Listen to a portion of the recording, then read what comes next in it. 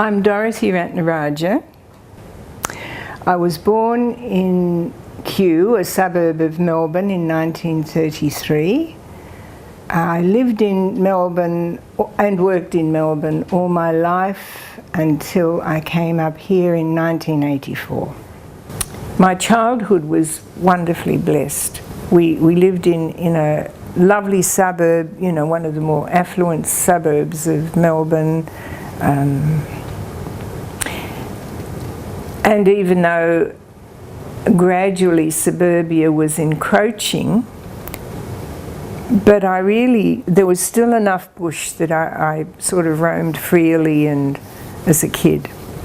Yeah. And I ended up studying accountancy because my brother's an accountant. And I have to admit, I do own that in me I've very much got, well, anything you can do, I can do too. And this is a theme that I can trace right back to my childhood. I wanted to play footy, I wanted to wear football boots, I wanted my father to build me a billy cart. You know a billy cart?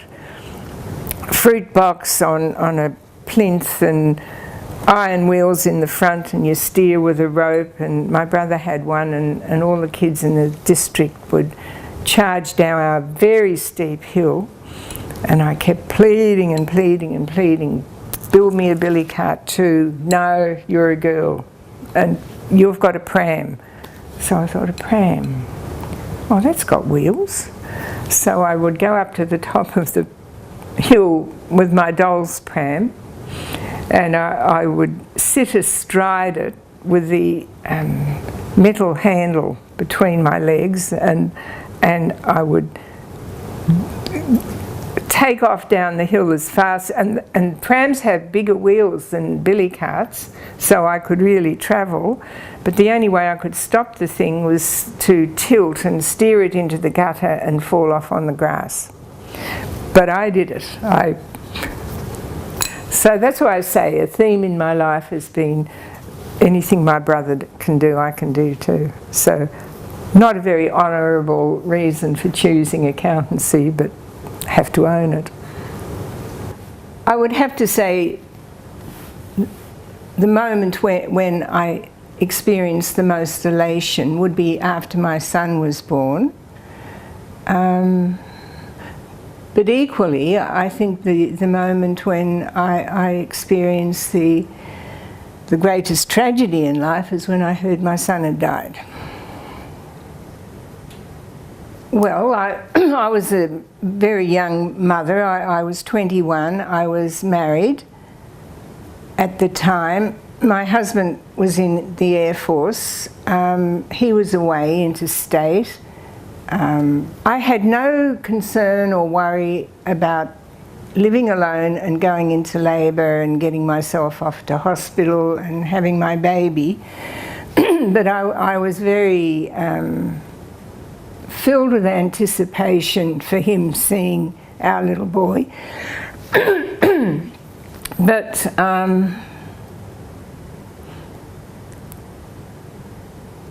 that marriage didn't last. My second marriage was very happy, and I would have to say the day I married Alan, my second husband, was an extremely happy day. My husband, we came up here to Hervey Bay because my husband was an invalid. He had emphysema, and the Melbourne weather was really very bad for him. At the time before we came up here, I had a job I absolutely adored. I was the manager of Administration and Finances for the Royal Australian College of General Practitioners, and I loved the job. I loved working in the medical profession. I particularly enjoyed it because It was a postgraduate college, and the main focus of the college was the education of newly graduated doctors before they went into general practice. So communication skills was a major emphasis of the college, and they taught that. And even though I was on the admin staff, I was the most senior non-medical staff member there. But we were welcome to join with the doctors who were there to do courses. So my very beginning introduction to the humanities was while I was working for the College of GPs. I came here in 1984 because, as I said, my husband was ill. He had emphysema. We had great plans of travelling when we shifted up here, but that never eventuated because within about 12 months he needed 24-hour oxygen, so we were very much home-based. Our son, well, he was my second husband's adopted son as well, so we referred to him as our son. He followed us 6 months after we came here and absolutely fell in love with Hervey Bay and loved it. When he came up here, he would have been in his early 30s. He had suffered a tragedy in that his first wife was killed in a car accident, literally at his feet. And she was a pedestrian, and she was hit by a car and fell and hit her head on the curb. And after that, my son did make 2 suicide attempts on his life. So, but I was up here, and it was, yeah, a very, very anxious time. But after, as I said, 6 months, I persuaded him to come up and join us, and he joined us, and it was like a new page in his life. I was asked by a friend, I said, I'm going to the airport to pick up my son, and she said, oh, what's he going to do? And I said, anything I think he can get. And she said, would he be interested in having a trial on a trawler? I said, I'll ask him when he gets here. So on his first night here, I said, would you like to have a trial on a trawler? He said, oh yes. So it was arranged, and the day after he was then off, and he just loved it. And he worked on trawlers for one captain for about 3 years, and he had plans of going for his master's ticket. And I really think it was the time at sea and the long nights at sea that really helped heal him after his wife died, because they were working on a boat worth probably anything between $500,000 and $1 million, and both the skipper and Chris worked 12-hour shifts. So when he was on shift, he was totally in control of this boat. And I think really, not that he ever talked about it much, but I think it was the long nights at sea that enabled him to really heal emotionally. And so he was working on trawlers for 3 years. That was his aim. He was even booked in to do his training for his skipper's ticket, but then he met a local girl, and then he wasn't interested in doing his skipper's ticket, and she wasn't all that happy about him spending months at sea and not at home. So sadly he gave that up, and but he did get married, and they were living here. He actually got a job with the council and quite enjoyed that. Chris was 6'3", and while he was working for the council, the surveying team said to me, "Oh, how would you like to work with us for a while?" And his job was to go out walk into the sea at Urangan and hold their sighting pole up. And this was in the middle of summer, and you thought this was marvellous to be standing in the sea in hot weather holding the sighting pole up. And then he decided, or they said to him, "Why don't you train and do your surveyor's degree?" So he decided he would do that, and he got into USQ, and he was studying for his surveyor's degree. Chris and his wife had a little boy. They called him Kelvin.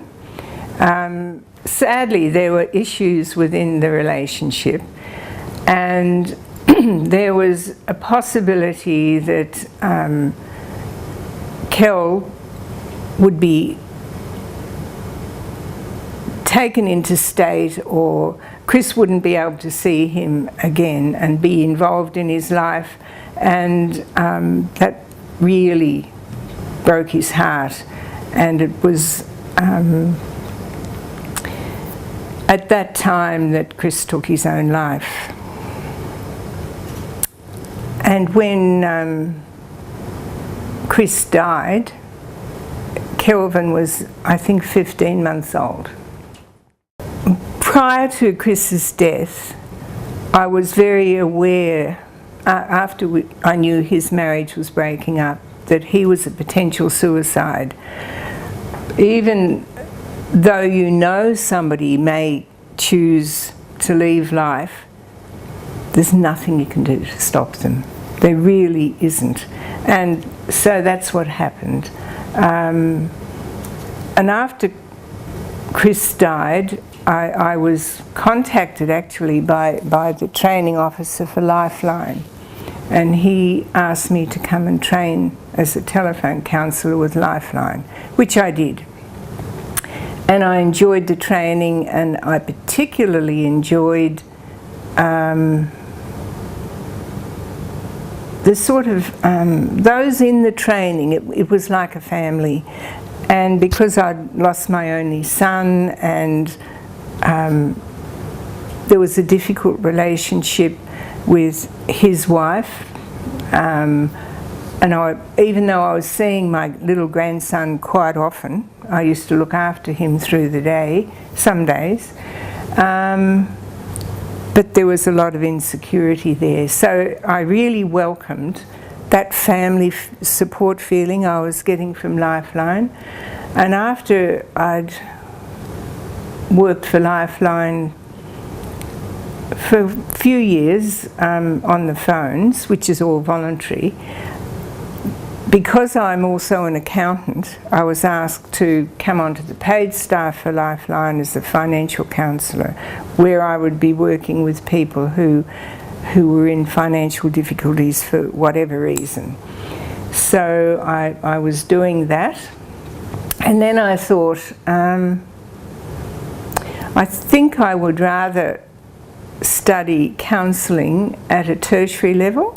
And I went back to, I applied to go, first of all I did tertiary preparation training at USQ, which was here, because it was, 30 years since I'd studied for my accountancy degree.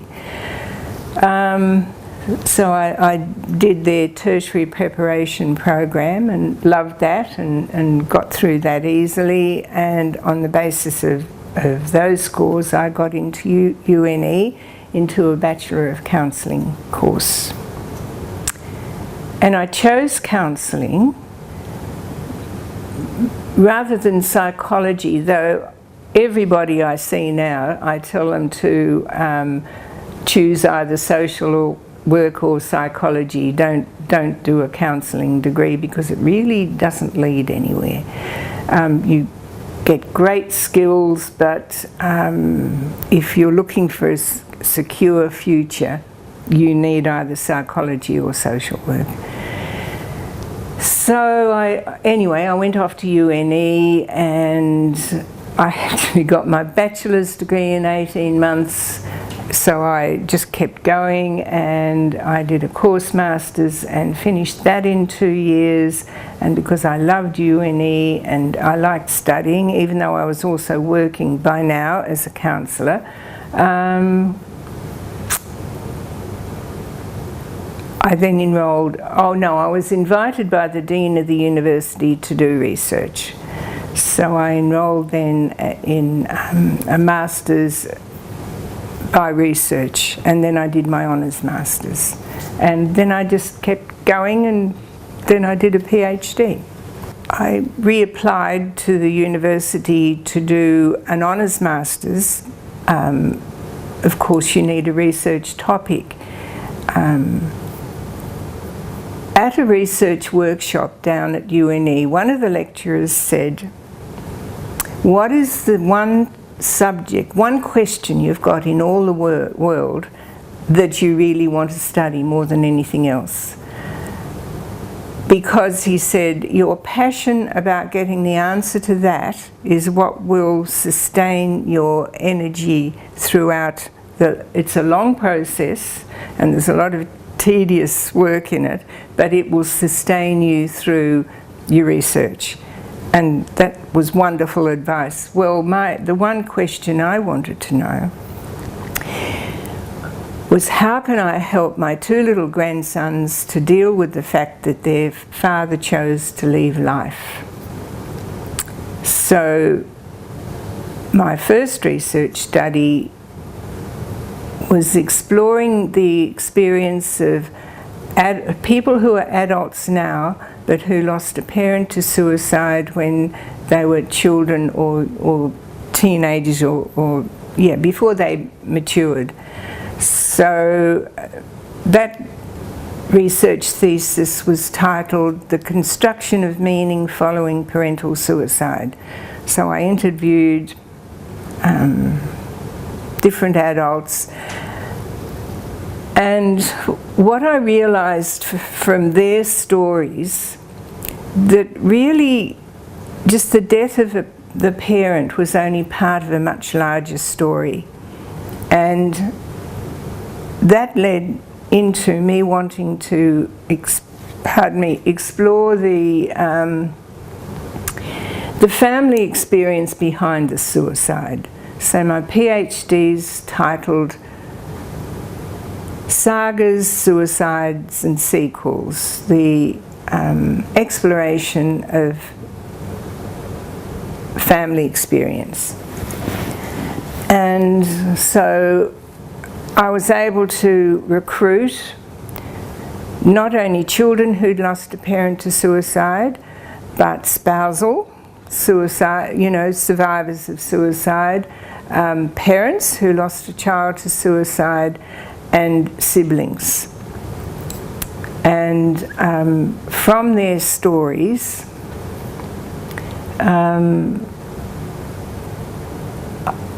I discovered that in every instance there was some dysfunction in the family prior to the death. I went back in the stories maybe 3-4 generations. I'm not a geneticist, but it really whetted my appetite to puzzle about, what is the genetic inheritance flowing through here. And I did read a lot of research papers on genetics, and it certainly plays a role, but more importantly, it is the family culture, the health within the particular family, whether it's supportive or destructive or leading to healthy relationships or leading to discord. And so I found in the families of people who suicided, addictions to either alcohol, drugs, gambling. There were marital problems in most of the histories in the families where the suicide person was raised. There was marital problems in some prior to the suicide, and the parents who lost a child to suicide, they were in the main wrestling with, what did I do wrong? Why couldn't I save my child? Why didn't I see it coming? You know, these torturing questions, really. With the topic of suicide, it's very difficult for those who have lost somebody to suicide to be able to talk about the lost family member, because they're still a family member of those who are grieving their death. And the family like to talk about who this person was, their place within the family, how they were loved, how they were valued, and not dwell on the tragedy that took their life. But if they attempt to talk to the general population, they're shut down. A lot of people have the mistaken belief that, oh, you just need to forget about it and put it behind you and you'll heal. I think it is a topic that frightens a lot of people. They don't want to think about it, they don't want to contemplate, and in some families it can't be discussed because they feel a lot of shame that somebody in my family chose to die. And I think this is one of the many gifts I gained from my 2 research projects, is that I spoke to so many people who were longing to share their stories of the loss of somebody to suicide. And so, if you like, I found a select population with whom I felt comfortable and they could connect with me. And it wasn't that I was asking them to go on a very painful journey for my sake, but they were finding healing in being able to tell their story to a simple somebody who understood and could connect. One of the reasons why I think those who are bereaved by suicide are shut down by people in the general population is because whenever the topic comes up, people make snap decisions. Oh, you know, they're cowards, or what a selfish thing to do. You hear all these comments. And of course, if you're grieving the loss of somebody, that's the last thing you want to hear. So how did being a parent change me? I think I grew up very suddenly, I think, matured a lot. And because from that point on, all my thoughts were about us, the 2 of us, and how to get the most secure life for us, which is why I studied accountancy. And then I met my second husband, and he's from Sri Lanka, and that was a wonderful door opening in my life, because I can remember I explained to people I fell in love with Alan, but then we went to Sri Lanka on our honeymoon and I fell in love with his family and his culture as well. So that was special, and he was a wonderful dad to Chris.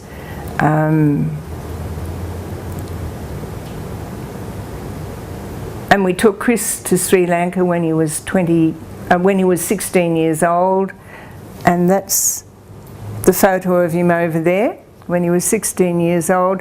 That he's standing on the most northern tip of Sri Lanka, and that storm you see in the background was a storm that was hitting the southern parts of India. And I love that photo because to me it's sort of quite prophetic. from all the study I did at university, I was aware that when there's a loss in life that is not properly grieved and healed, any subsequent losses in life dial up all the unresolved grief from the earlier losses. And I think the fact that my marriage with his father ended and his father virtually abandoned him, I'm pretty sure that the inevitable outcome of that was his death by suicide. As a mum, I didn't fully appreciate and understand or help him talk about it. As happens in a lot of families where the parental relationship ends, the parent who has the custody of the children very often just doesn't mention the missing parent, and that starves the child of an opportunity to talk about what that loss is like for them. And in my early 20s, I certainly wasn't wise enough to know that. This is just insights I've gained through my research and study. One of the benefits from the particular study I've done in counselling and humanities is I recognise how blessed I was in the parents I had. They were extremely supportive and loving, and I never doubted for a minute that I wasn't valued and loved, and that is not as common as we would all like to hope. It simply isn't. I was asked what in my life I can recall as the greatest moment of joy in my life. But in answer to that, what comes up for me is when people hear my surname, which is unusual, and they say to me, "Oh, were you Chris's mother? He was such a lovely man," and that fills me with such a warm glow that I'm not the only person in the world that remembers him, and remembers him with positive feelings.